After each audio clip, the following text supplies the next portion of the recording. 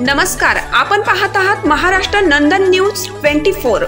बातमी आशीची बदल घडवेल। सिंहस्थ कुंभमेळा 2017च्या अनुषंगाने मुख्यमंत्री देवेंद्र फडणवीस यांनी त्र्यंबकेश्वर नाशिक सिंहस्थ कुंभमेळ्याचा आढावा घेत पत्रकार परिषदेत माहिती दिली।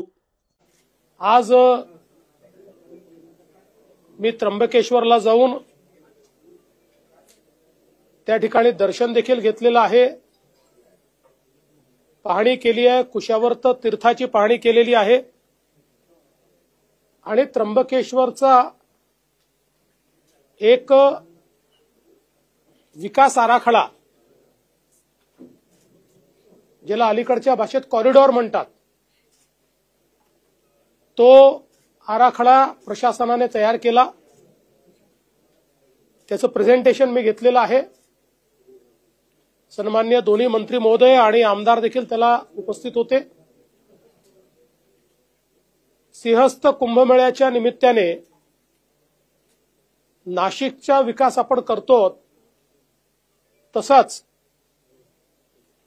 त्र्यंबकेश्वरचाही विकास झाला पाहिजे, कारण त्र्यंबकेश्वर हे आपल्या ज्योतिर्लिंगांपैकी एक प्रमुख ज्योतिर्लिंग आहे आणि देशभरातून लोक त्या ठिकाणी येतात आणि म्हणून जवळपास 1100 कोटी रुपयाचा एक आराखडा तिथला तयार केलेला आहे।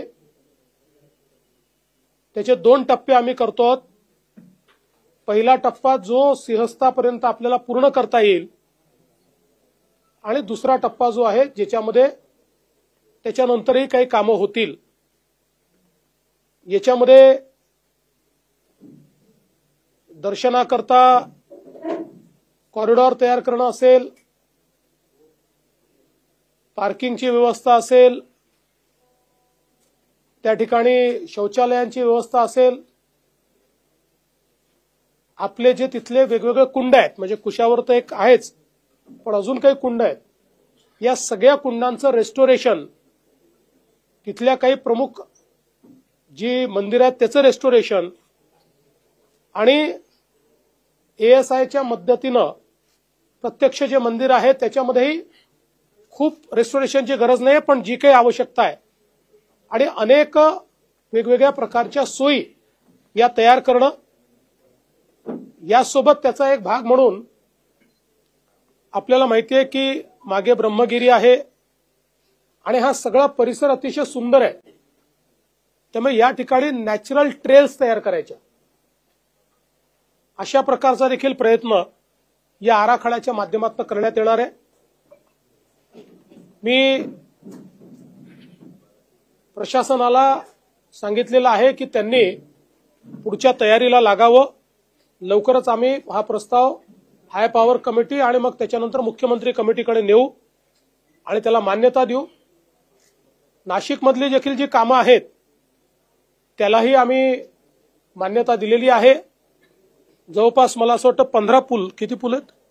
11 पूल आपण त्या ठिकाणी बांधतो। रस्त्याचं एक मोठं जाळं आपण तयार करतो आहोत। आपला जो काही ज्या ठिकाणी खरं म्हणजे आपलं साधुग्राम तयार होतं ती सगळी जागा आपण अक्वायर करतो, त्याचाही विकास आपण करतो आहोत। घाटांमध्ये नवीन सोयी सुविधा करतो आणि काही घाट देखील वाढवतो आणि सगळ्यात महत्वाचं या ठिकाणी STPचं जाळं तयार करून पाणी शुद्ध राहिलं पाहिजे या दृष्टीनं एक आराखडा तयार केलाय आणि कुठल्याही परिस्थितीत सिंहस्थाच्या आधी त्याचं काम पूर्ण करायचं असं एक अॅम्बिशियस अशा प्रकारचा प्लॅन हा आपण तयार केलेला आहे। एकूणच जर आपण बघितलं तर खूप मोठ्या प्रमाणात या सगळ्या कामाला निधी लागणार आहे, पण आम्ही राज्य सरकार म्हणून, मी असेल, आमचे शिंदे साहेब असतील किंवा अजितदादा असतील, आम्ही तिघांनी हा निर्णय घेतलाय की याला कुठल्याही निधीची कमतरता पडू द्यायची नाही। त्यामुळे त्याला आवश्यक तो सगळा निधी हा आम्ही उपलब्ध करून देणार आहोत। सगळ्यात वॉर फुटिंगवर एक विषय जो येतोय तो म्हणजे गोदावरीच्या प्रदूषणाचा, कारण शहरातलं सिवेजचं जे पाणी आहे ते थेट गोदावरीत जात आहे, त्या अनुषंगानं खूप महत्वाचं, म्हणूनच सगळ्यात पहिल्यांदा तेच काम हातामध्ये घेतलेलं आहे। त्याच्यामध्ये RFQ ऑलरेडी झालेला आहे, आता त्याचा RFP प्रकाशित होतोय आणि कुठल्याही परिस्थितीत पुढच्या महिन्यात हे काम सुरूच झालं पाहिजे अशा प्रकारचा आपला प्रयत्न आहे, ज्याच्यामुळे मध्ये केवळ आपण जे पाणी कॅप्चर करतोय तेच नाही तर 24 नाल्यांचं पाणी देखील कॅप्चर करून तेही एसटीपी पर्यंत नेण्याचा प्लॅन आपण तयार केलेला आहे. त्यामुळे एकूणच एक समग्र अशा प्रकारचा प्लॅन आपण तयार केलेला आहे. जवळपास त्यालाच आपल्याला 1200 कोटी रुपये लागणार आहेत. त्र्यंबकचे साधू महंतांनी मागणी केली की उत्तर प्रदेशप्रमाणे तुम्हीच पूर्ण जबाबदारी घ्या.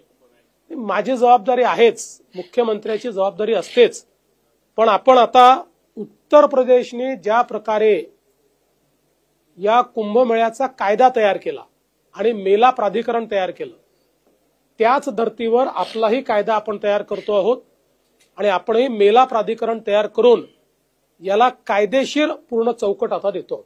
आपण त्र्यंबकेश्वरला गेलं, कुशवर्धाची पाहणी केली, तिथलं पाणी बघून आपणही जरा खेद व्यक्त केला.